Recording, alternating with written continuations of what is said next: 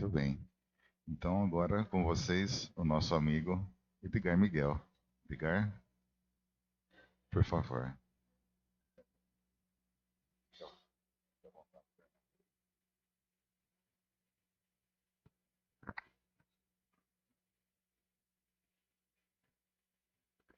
Bom dia a todos.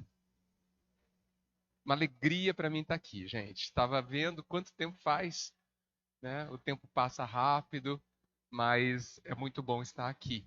Tive bons sentimentos sempre que eu estive aqui e agradeço isso a vocês. Percebo que a vibração da casa continua alta e isso é mérito de vocês também. Parabéns. Bem, como sempre, eu gosto de conversar, né? Mais do que ficar falando uma hora aqui sozinho, né? Então eu conto com a participação de vocês. Me interrompam quando quiserem. Por sinal, hoje, em concordância com a casa, é, eu tenho uma proposta um pouco diferente, levemente diferente, e torço para que vocês acolham essa proposta, porque depende mais de vocês do que de mim. A ideia é que a gente fale sobre angústia hoje. Eu sei que vocês não conhecem muito sobre o assunto, né? Quase ninguém sabe o que é angústia, não é?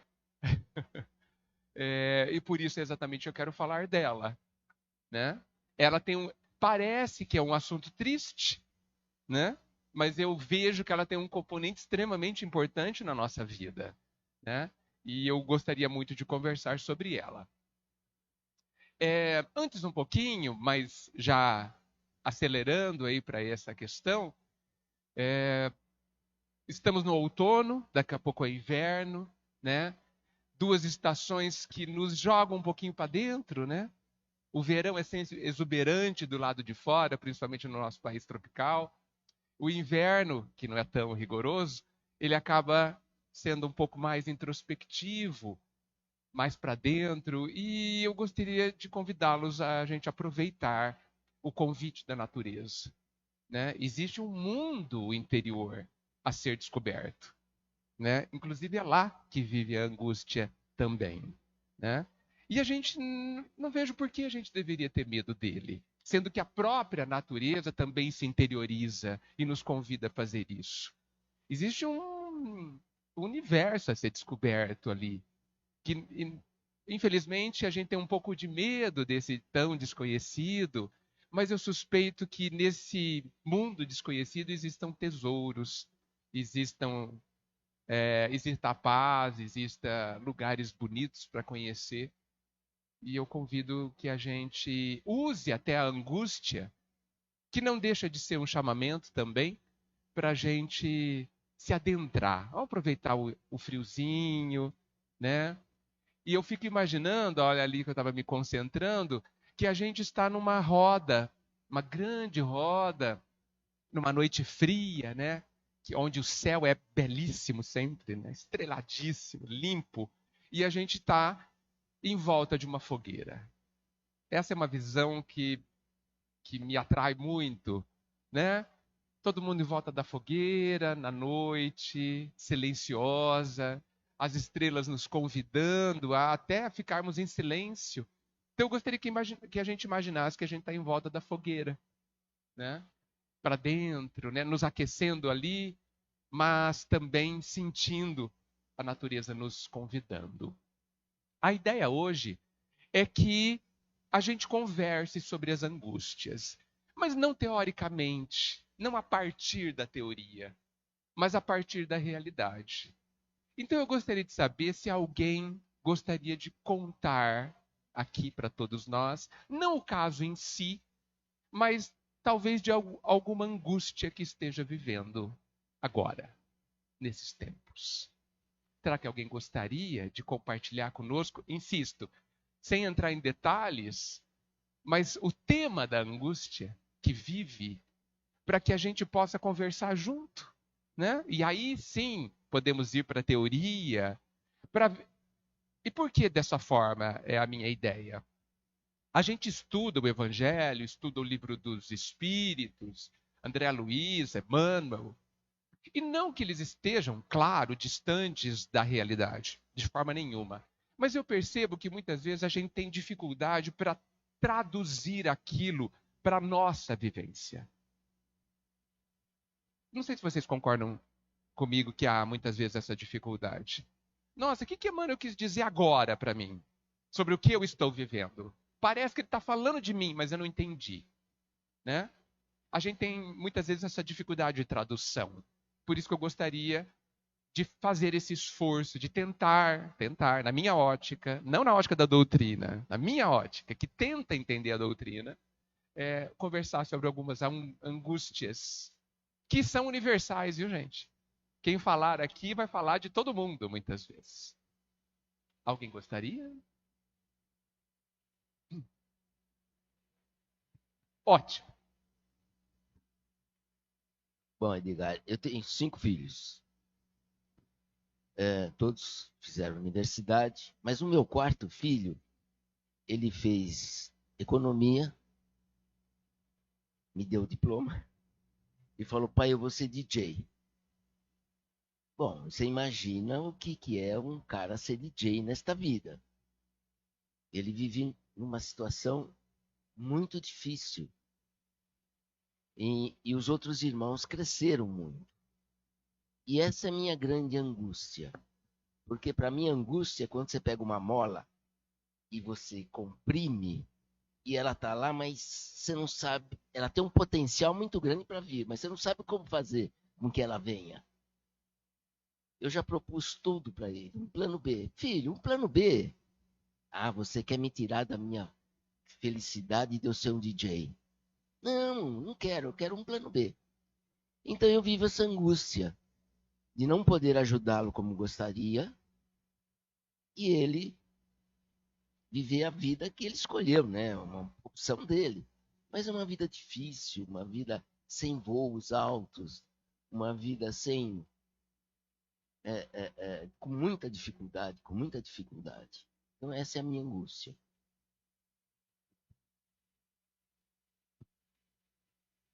Será que você disse mesmo qual é a sua angústia? Você disse o caso, sem dúvida. E a gente faz isso. Vou usar o seu exemplo. Claro, eu contaria a mesma coisa se estivesse no seu lugar. Mas qual é verdadeiramente a angústia? Do que a gente tem medo em situações como essa? Do que a gente tem medo? Do que nós estamos falando? Essa é uma questão. Quando a gente pega um problema no vestibular, o primeiro problema é entender o problema. Tá certo? Porque se a gente não entender o enunciado, a gente vai errar. A gente vai pensar que é 2 mais 2, que a gente tem que somar, e não é soma, é multiplicação. Então, a primeira coisa diante das angústias da vida é entender o que está acontecendo. E essa é uma dificuldade muito legítima.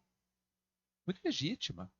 Porque muito envolvido no problema, a gente deixa de ver muitas coisas, naturalmente. A gente precisa dar uns passos atrás. Por isso que o outro que está de fora, como eu, como nós, podemos enxergar com mais facilidade. Por isso que a gente precisa ir ao atendimento fraterno na casa. Ou pedir ajuda de um amigo. Olha, o que você vê do meu problema, da minha questão, da minha dificuldade? Me conta o que você está enxergando. Só de contar a gente vai enxergar outras coisas. Por isso que eu te faço essa pergunta. Qual será que é a verdadeira angústia no caso que você contou? Consegue imaginar? Do que a gente tem medo? Porque angústia e medo geralmente andam muito juntos. Tá certo isso, gente? E esse medo, aí vamos falar um pouco do medo, ele é um bloqueio. Ele é uma trava que existe, muito baseado em crenças, quase totalmente baseado em crenças, na forma como a gente vê determinadas coisas. E a vida, gente, a vida, e aí eu estou falando de Deus, né? Ela acredita tanto em nós. É impressionante como ela acredita em nós. Como é que ela nos dá essas encrencas para resolver? que a gente não consegue nem entender o enunciado do problema. E a vida nos dá. Não é espantoso? É muita fé na gente, não é, gente? Isso não é bom. Não é bom quando você percebe que alguém muito sábio acredita em você? Não é bom? Pois então, eu estou falando do mestre. Eu estou falando do pai. A gente tem a coragem de perguntar por que isso está acontecendo comigo. A gente não pergunta isso? Gente, mas por que eu? E essa é uma pergunta enganada. A pergunta é por que não eu? Quando a gente trabalha em empresa e o nosso líder, o nosso patrão, o nosso chefe escolhe o meu amigo para ser chefe do projeto, eu reclamo, né? A gente reclama. Poxa, por que não me escolheu? Mas, gente, tá dando uma encrenca para a pessoa. Um desafio. A gente não chama de encrenca, chama de desafio lá na empresa. Poxa, por que não me deu essa oportunidade? Então, o pai faz isso conosco e a gente chama de problema. Não é estranho? Por que a gente não chama de oportunidade? Quando a vida nos dá um desemprego, quando a vida nos dá uma fratura no osso, por que a gente, nossa, ganhou a oportunidade da vida? Não, a gente chama de problema. Estranho é esse nosso comportamento dúbio, não é? A vida acredita em nós, que eu sou capaz. E a gente se pega sem entender o problema, sequer. Mas a vida que nos conhece infinitamente sabe que a gente tem um talento, ou vários, né? Que a gente sabe resolver. Mas a gente tem medo ou resiste. Então, usando o exemplo do Newton, a gente, em relação a qualquer problema, qualquer angústia, as nossas crenças são imperfeitas. Eu acho que a gente precisa partir desse ponto. Por quê? Porque estamos em evolução, estamos em desenvolvimento, então eu preciso, por lógica, entender que as minhas premissas, que as minhas crenças não são completamente adequadas. Tudo bem? Quando eu duvido da minha crença, quando eu questiono a minha crença, eu começo a resolver o problema. Porque Porque o que é uma crença? Crença é uma coisa que você só questiona dela para cima. Você não questiona dela para baixo. Você parte desse ponto. É a sua base de reflexão, de ação. Dali para cima, eu acho. Por exemplo, todo mundo é mal. É uma crença. Dali para cima, você tira suas conclusões. Mas aí um monte de coisa dá errada. Quando a nossa crença é imperfeita em relação. Né? E aí você não entende por quê. Porque você olha dali para cima, está tudo certo. Seu raciocínio, sua reflexão, está tudo bem. Sim, e está mesmo. Mas tem um problema. A gente não questiona dali para baixo. Porque a base precisa ser melhorada. E essa é a nossa dificuldade. A nossa crença precisa ser mexida. Então, o meu convite, principalmente, quando a gente fala de angústia, é vamos para mexer nas crenças, vamos dar uma olhada nas crenças e checar aonde eu vou melhorá-las. E parta de um princípio, elas precisam de melhoria. Porque são elas que me fazem sofrer. Não é a situação. Então, aproveitando esse exemplo, que é muitas vezes quase universal, né, em relação a pais e filhos, o que nós queremos? Que nossos filhos sejam felizes, óbvio. Que eles estejam bem, sem dúvida. Essa é uma crença que não precisa mexer. Tá tudo certo, tá? Puxa, mas o que é estar bem? Essa é uma crença que eu tenho, que muitas vezes é diferente dos meus filhos, da minha esposa, do meu marido, das pessoas. É diferente. Então, eu tenho dentro de mim a crença que estar bem é estar ou ser de uma determinada forma. Tudo que não tiver dentro desse conjunto que eu enxergo envolve um risco de não estar bem. tudo. Essa é uma premissa. Uma premissa. Vamos questionar a premissa? Será que alguma coisa fora disso que eu me acostumei a pensar como correto não pode ser bom? Para mim, eu não estaria bem naquela situação. Porque nós somos a grande referência de tudo. Nós somos a régua. Eu não gostaria. Deus me livre, eu ia morrer de medo de estar nessa situação instável, né? Não, aparentemente, à mercê de mil situações. Por isso que se cria um plano B. O que não é uma má ideia ter um plano B, não tenha dúvida. Né? Porque há flutuações no mercado, etc. Todos nós, eu acho que devíamos ter um plano B profissional. Todos nós. Né? Porque, já entrando um pouquinho no viés profissional, as profissões estão em constante mudança. E estamos numa época de mudanças velozes. Profissões estão sendo destruídas e outras criadas. E nós precisamos dessa adaptabilidade em relação a tudo. Darwin já nos dizia, não é o mais forte que sobrevive, mas o que mais se adapta. Então, que bom que nós temos plano B, plano C.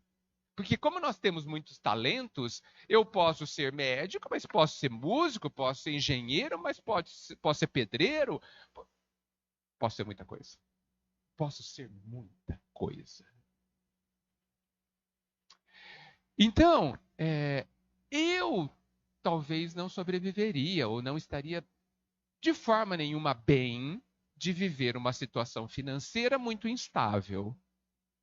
Mas talvez outra pessoa entenda isso como algo ótimo. Para muita gente, a imprevisibilidade do que vai acontecer amanhã significa uma aventura. Significa uma oportunidade de descoberta, significa uma oportunidade de ser criativo. Existem pessoas que não gostam de ficar atrás de uma mesa para trabalhar. Deus me livre, eles dizem. Quero viajar. Né? Por isso que optam muitas vezes por profissões comerciais, de inspeções, etc. Que não estejam em escritórios. Outros, Deus me livre, ficar viajando com perigo na estrada, não saber o que vai encontrar, onde vai dormir, cada dia dorme num lugar. Nós somos muito diferentes, felizmente. Disse alguma coisa importante, Emil?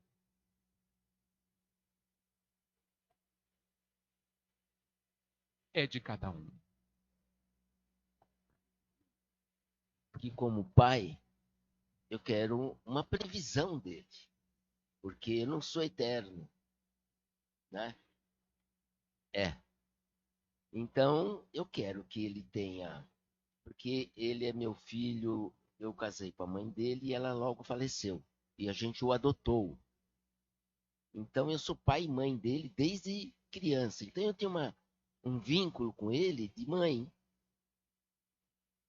E então eu quero o melhor para ele.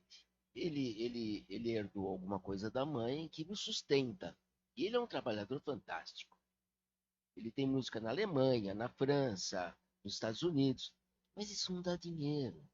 E o depois? Ele está casado agora. E o depois? Eu sempre trabalhei sábado, domingo, dava aula.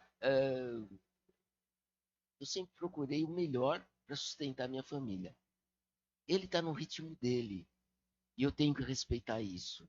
Mas eu não consigo. Esse que é o problema. Eu não consigo, entendeu?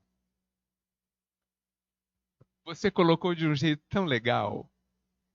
Vocês percebem que o filho dele não tem problema nenhum. O problema é todo dele. Eu não consigo. Se a gente se ouvir, a gente descobre tanta coisa. Eu não consigo. Perfeito. Ele está muito bem, obrigado. Agora eu tenho um problema. Geralmente é assim, gente. Geralmente é assim. As pessoas ao nosso redor estão sendo elas.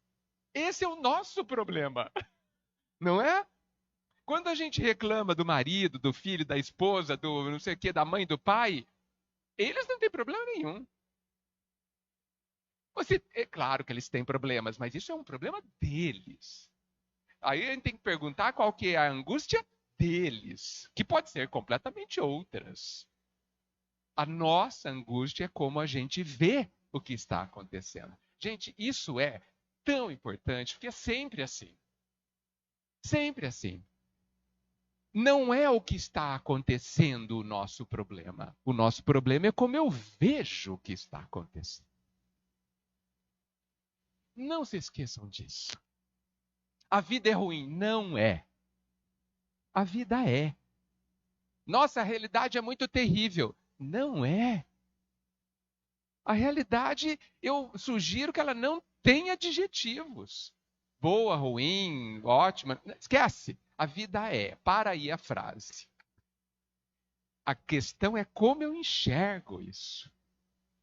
Essa é a única questão. Que óculos que eu estou usando? E os óculos que eu uso são as minhas crenças, é a minha vivência. Olha só, o Nilton falou, eu trabalhei muito, não sei o quê, não sei o quê. Então o filho dele não trabalha. Tem até músicas fora do país, então ele trabalha. E bastante, possivelmente. Mas, na minha régua, está um medo. Por quê? Porque a gente se coloca na posição. Claro que a experiência de um pai que é mãe, olha que bonito, né? É tão legal ver esse sentimento materno no homem, né? Como se só as mulheres tivessem sentimentos maternos. Até quem não tem filho tem sentimentos paternos e maternos. Então, é muito bonito ver isso, porque a experiência do pai e da mãe entendem e veem coisas que muitas vezes o mais novo não está vendo. Nós fomos alertados também. Adiantou alguma coisa? Não, né? Seguimos do mesmo jeito. Ah, eu sei que se eu colocar o dedo na tomada vai dar choque, mas eu quero dar uma olhadinha, ver se é isso mesmo. Ver se dói tanto assim. Não é tão ruim assim. A gente não é assim? Faz parte, gente. Sabe o que é legal? E é uma coisa. Olha, eu vou retomar uma questão que parece tão básica, mas eu vejo que precisa tremendamente ser trazida para a nossa vida cotidiana. Nada de gravíssimo vai acontecer com ninguém.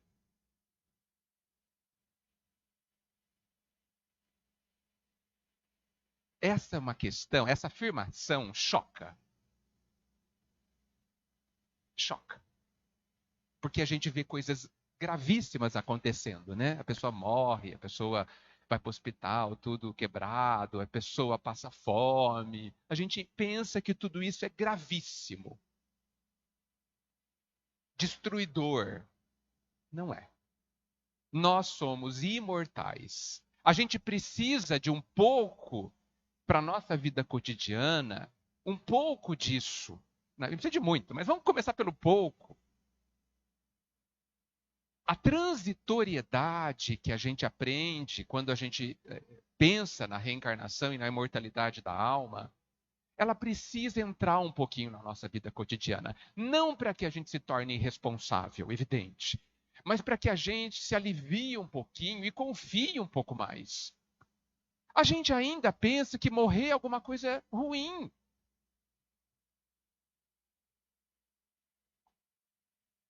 E não é. Ou é? Nem me responda, eu sei o que vocês estão pensando. Eu sei, mas eu insisto. A gente, tipo, o que pior que pode acontecer é morrer. Não, talvez seja ótimo desencarnar. Se você lembrar que nós estamos aqui aprisionados, o Pai é tão bondoso que nos coloca nessa prisão e durante 7 horas por noite nos liberta. Por entender que seria muito difícil não voltarmos para casa todos os dias. Nós estamos em liberdade provisória, semi-liberdade. A gente volta para casa, trabalha aqui e dorme em casa. Só que a gente, por condicionamento, possivelmente, a gente não quer voltar para casa, mas volta toda noite. Né? E ai de quem não voltar, porque sabemos que o sono é fundamental. E não é só por questões biológicas. É por questões de sanidade mental também a gente precisa adormecer.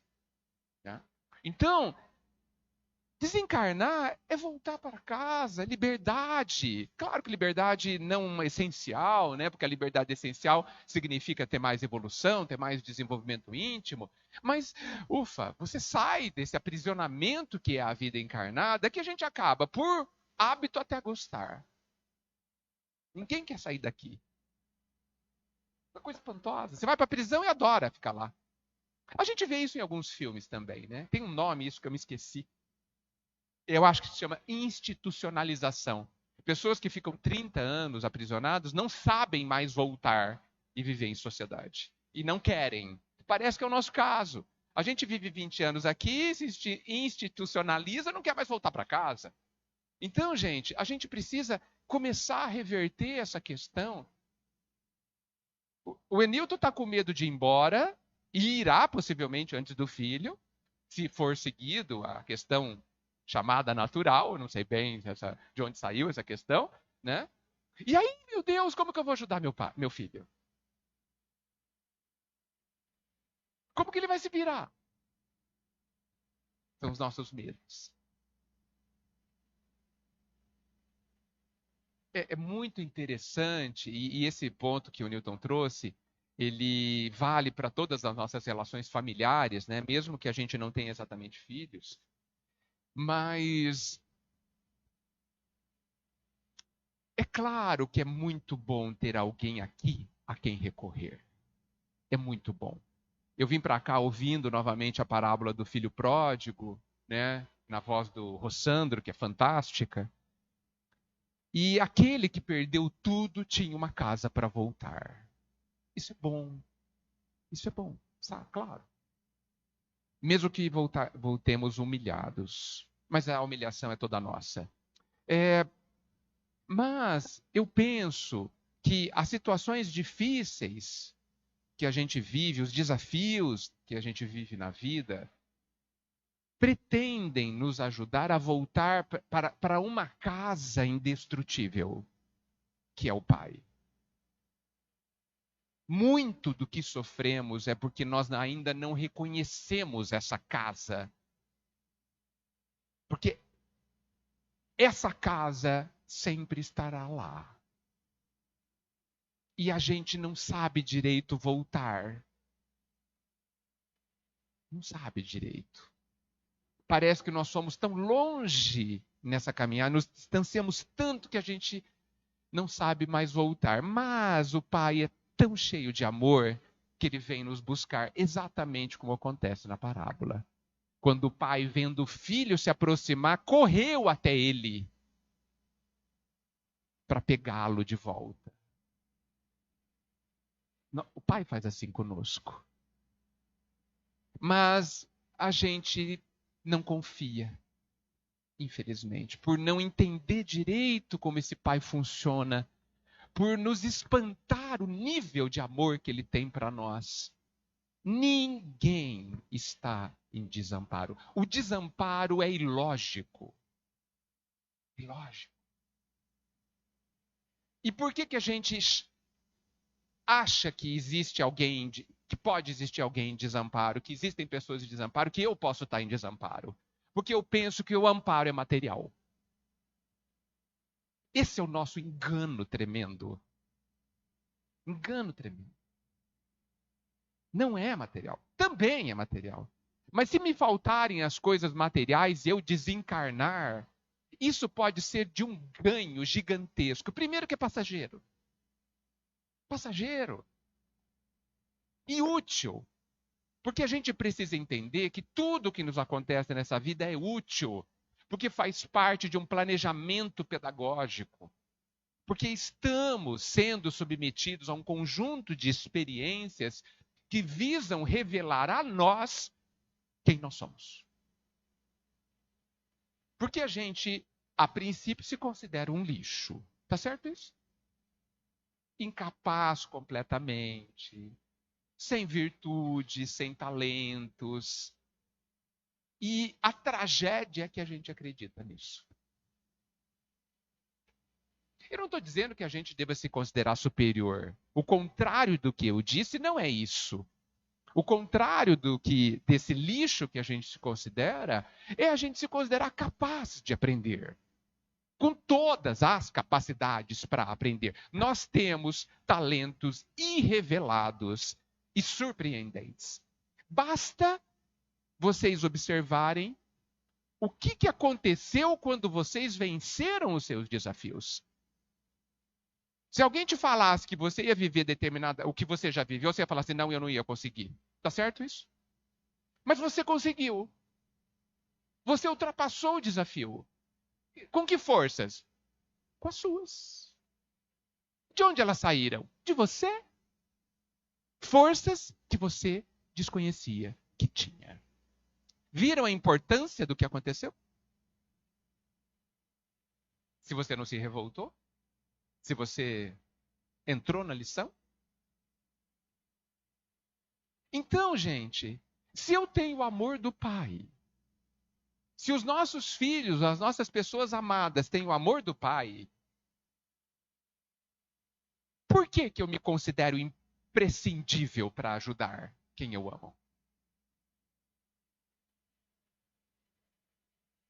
Porque ele precisa? Não. Porque eu preciso. A gente precisa inverter esse olhar. Não, meu filho precisa. Será?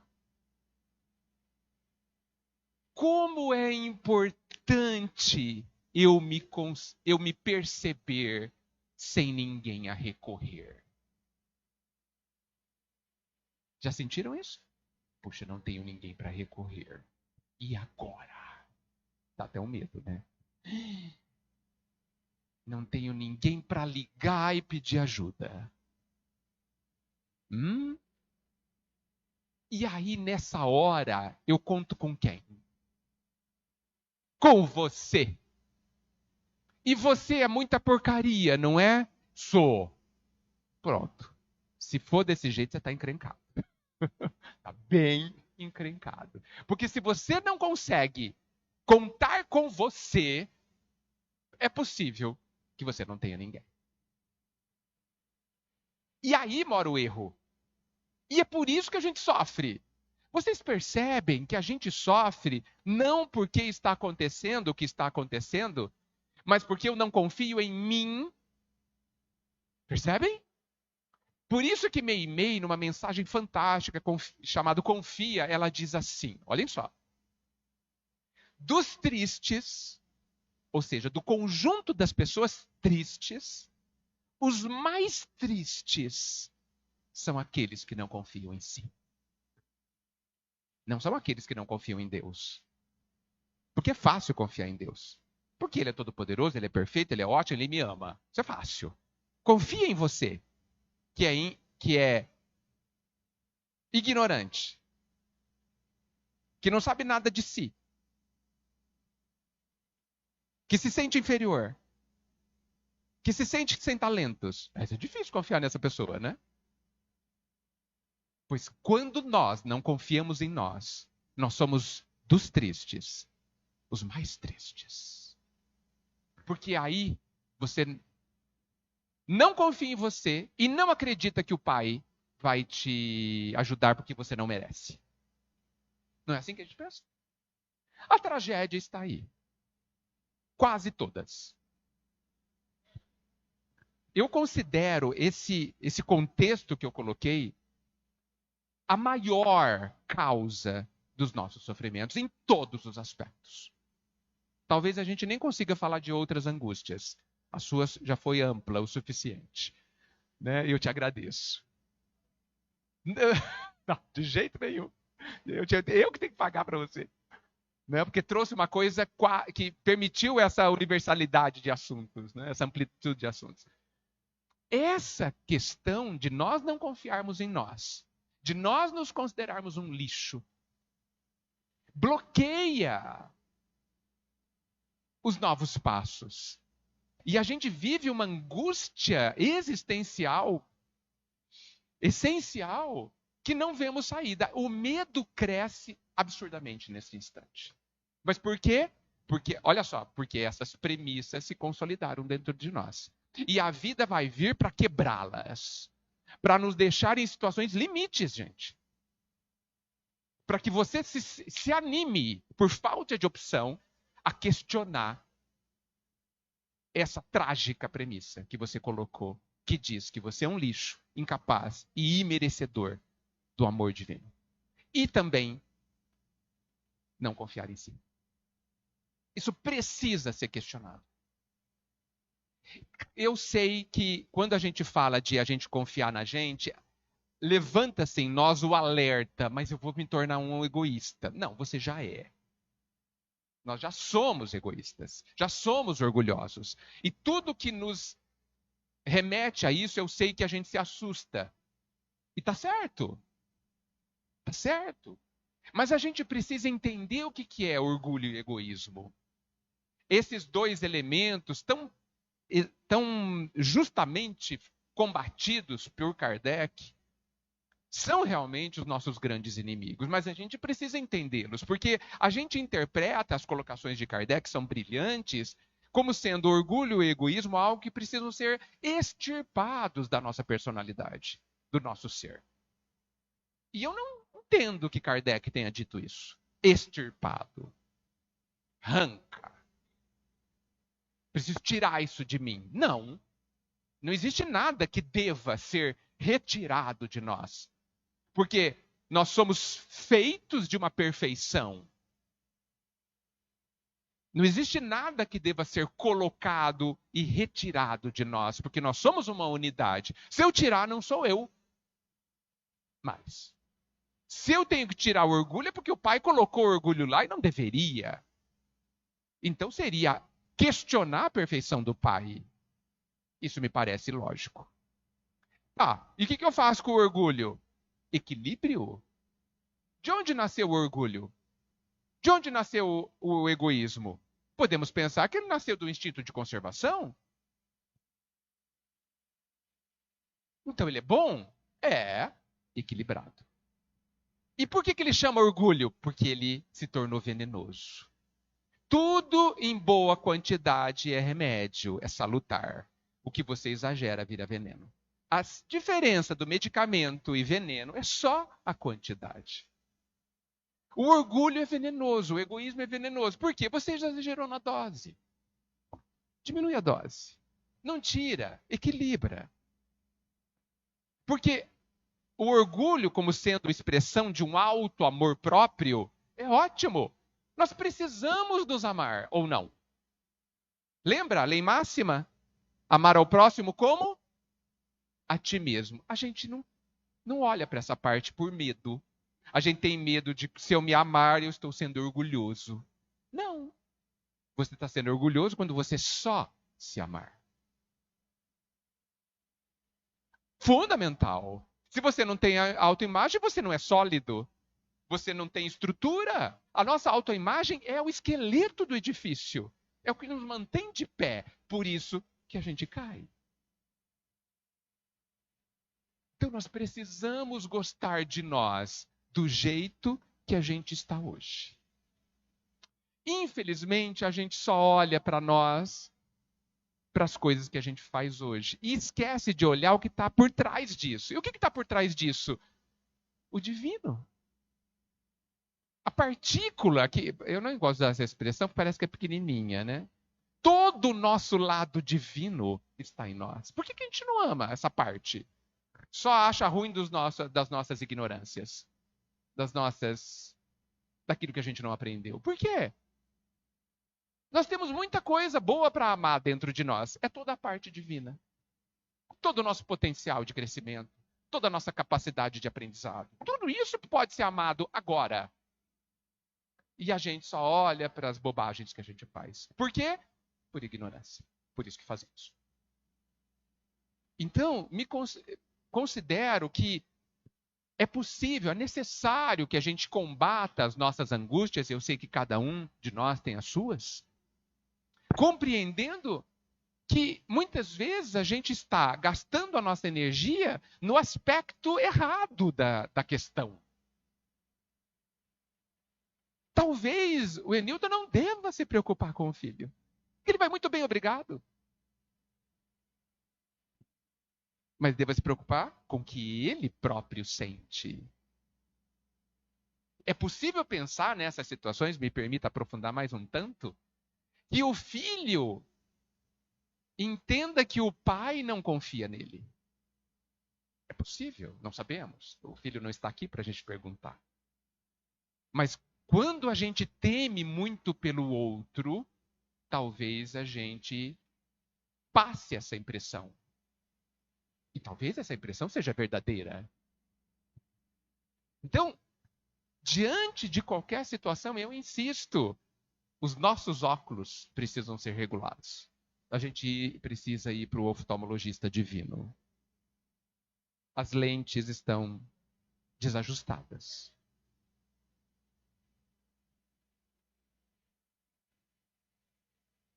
Faz sentido, gente? Se faz sentido agora, vocês têm uma encrenca para resolver. Vocês vão ter que mudar os óculos. Senão, vocês perderam tempo aqui. Se faz sentido, a gente continua com um trabalho a fazer, mas o trabalho mudou de lugar. Não é mais fora de nós, é dentro. E olha, eu garanto para vocês que aparentemente esse trabalho ficou mais difícil, mas eu garanto que não. Ele se tornou mais fácil, porque ele é libertador. Regular as lentes, confiar. Acreditar na própria capacidade é libertador, gente. Nos traz, inclusive, mantém a nossa responsabilidade, que a gente quer ter a nossa responsabilidade perante a vida, perante as coisas, isso é perfeito, mas nos dá mais elementos de trabalho, inclusive.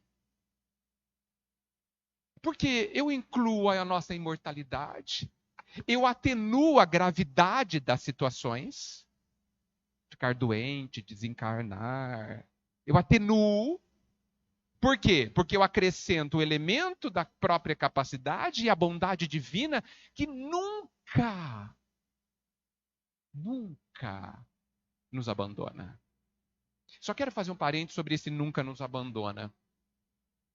É a outra crença que eu acho que a gente precisa regular a lente. Não vamos entender que Deus não me abandona, que Deus me ampara quando Ele me tira a doença, quando Ele me tira a situação de falta de dinheiro, quando Ele me tira a situação de perda. Isso é um engano tremendo. Porque é uma ótica absolutamente humana, que a doutrina, inclusive, coloca de outra forma.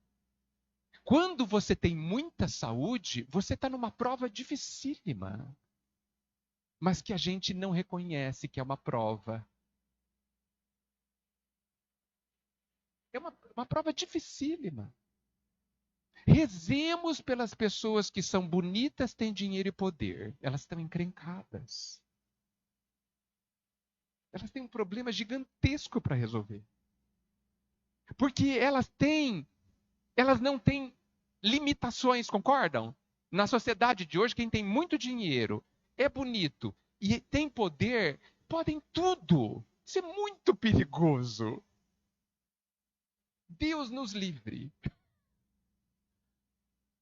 Porque aí você não tem limites externos e você vai ter que construir os seus limites internos, que surgem apenas quando você entende o seu dever, a sua responsabilidade e o que você está vivendo.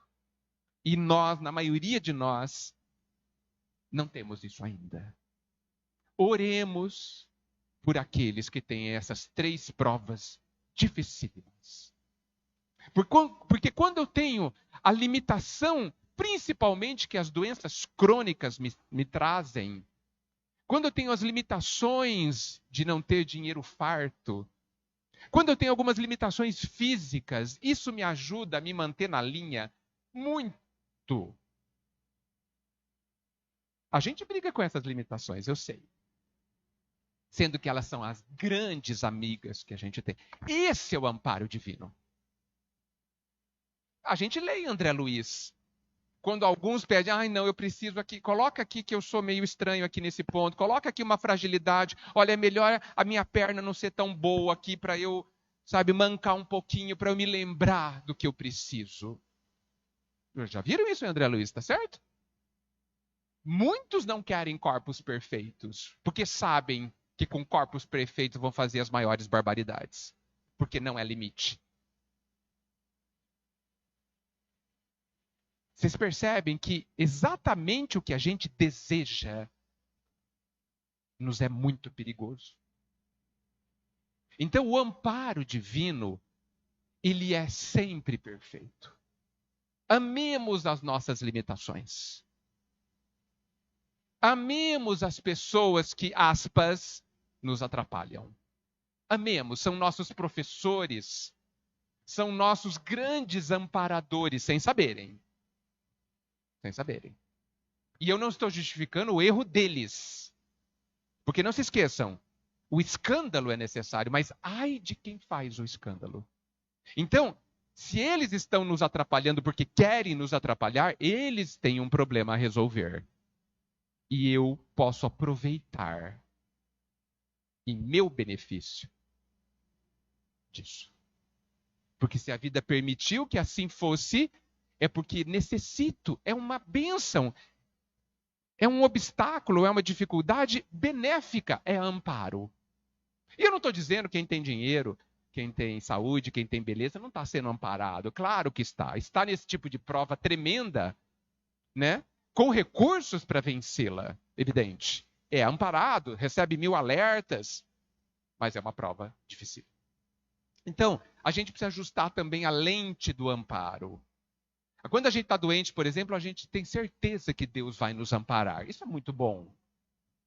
Só que a gente precisa tomar cuidado que a gente, muitos de nós pensa que o amparo dele é me livrar da doença. Não. E o amparo, porque o amparo é a doença. A doença me ampara. Ele é o amparo, ela é o amparo divino. A limitação física, a limitação financeira, esses são os amparos. E a gente está pedindo outra coisa. Por isso que eu tenho um amigo que ele ora assim: Senhor, não faça minha vontade nunca. Ele ora desse jeito, em voz alta, no centro. Não faça a minha vontade jamais, mas me ajude a entender a sua, que é sempre boa para mim. Eu achei tão ousado, porque é mais do que o Pai Nosso. Seja feita a tua vontade. Não. Não seja feita a minha, que é a mesma coisa, mas de uma forma mais consciente, talvez. A nossa vontade é bastante imperfeita. Bastante prejudicial a nós mesmos.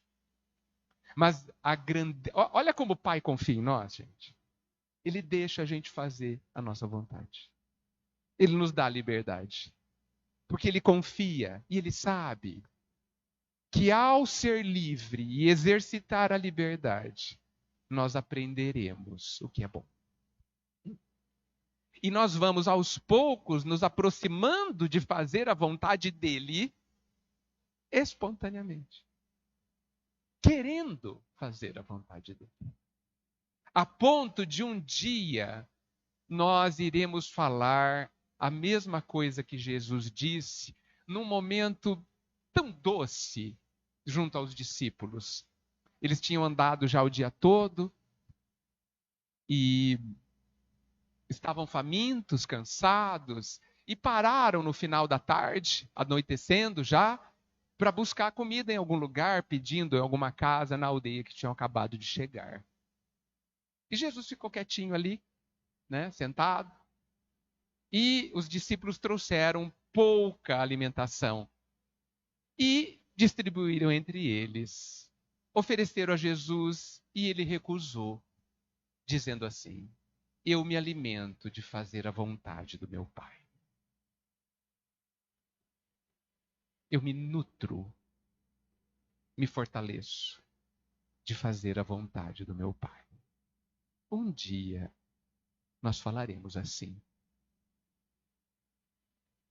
Exatamente porque Ele confia em nós e nos dá a liberdade de agir para aprender que, de fato, a vontade dele é a melhor vontade para nós.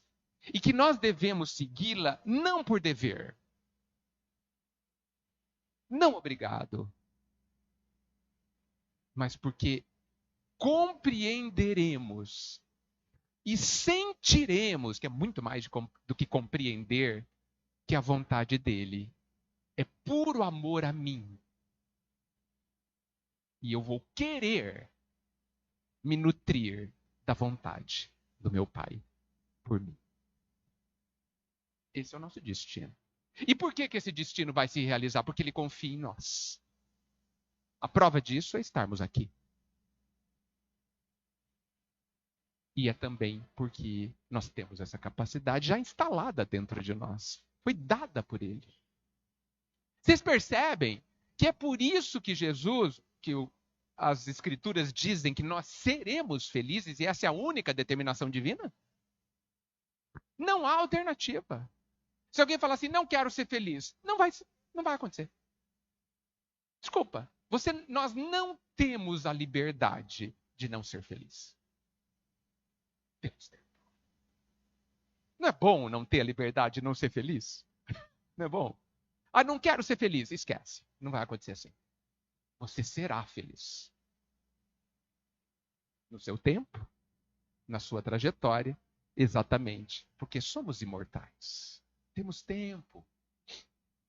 E exatamente por sermos imortais, somos indestrutíveis. E nada de grave vai acontecer conosco. Por isso que a gente poderia abaixar um pouquinho o nosso nível de medo, abaixar bastante o nosso nível de medo, que aqui na Terra, o máximo que pode acontecer conosco é desencarnar. Qual o problema? Porque quando você desencarna, está tudo resolvido. Não está? Todos os seus problemas aqui acabaram. Na verdade, por isso quando alguém desencarna, eu sempre me preocupo com quem não desencarnou. Porque quem desencarnou já está tudo resolvido, já tem gente que cuida dele lá, os problemas deles acabaram. Agora, com quem está aqui, a coisa continua. De fato, quem desencarna, eu estou ótimo com quem desencarna. Vai em paz, muita luz e tal. Mas quem ficou, aí a gente tem que cuidar. Bem, gente, é isso.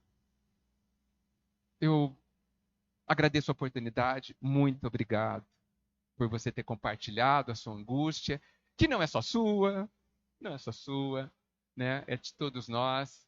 E trouxe uma realidade à nossa manhã extremamente importante. Eu sou muito grato. Se vocês me permitirem, de uma próxima vez eu quero repetir esse tema deste jeito. Acham que foi bom? Menos teórico, apesar que eu falei tanta coisa, né? Mas falei em cima de uma base prática. Então, fico contente. Agora é arregaçar as mangas e mexer na base, nas crenças. Elas é quem nos fazem sofrer. Já sabemos o segredo.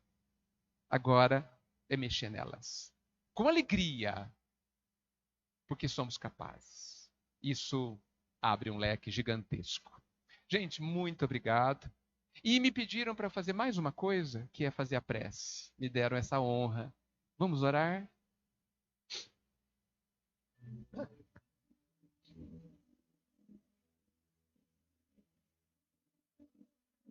Mestre Jesus, amigo, como fazer para não se emocionar diante da tua presença? Que sempre existiu na nossa vida, mas que aos poucos estamos abrindo os olhos para enxergar, para te perceber em todos os instantes, em todas as situações, descobrindo agora, inclusive, que o Senhor está inteiro, amoroso, naquelas situações que a gente sempre rejeitou. mas o Senhor, nos amando silenciosamente, observando silenciosamente as nossas revoltas, as nossas incompreensões, continua a nos amar, confiando que nos transformaremos no tempo. E pela divina vontade do Pai, assim será. Como é bom, Mestre, saber que o nosso destino é a alegria e a paz, a felicidade. De que mesmo que a gente se engane nos caminhos, mesmo que a gente se perca totalmente, o Senhor virá nos buscar, nos alertando de novo para o caminho bom, que nos traz paz. O que mais podemos querer? Não sei. O que mais nos falta? Mais nada. Por isso te agradecemos. Porque o Senhor está nas nossas vidas. Independente do que a gente faça. Independente de merecermos. O Senhor está presente na nossa vida. E é a mão de apoio para que a gente se levante todas as vezes que a gente cair enganado. E ao buscarmos a tua mão, quando ousarmos olhar nos teus olhos, é tão bom, Mestre, a gente perceber que seu olhar é de carinho por nós. É de amor, por enxergar em nós de verdade quem somos, muito além do que a gente mostra. Obrigado, Senhor. Que assim seja.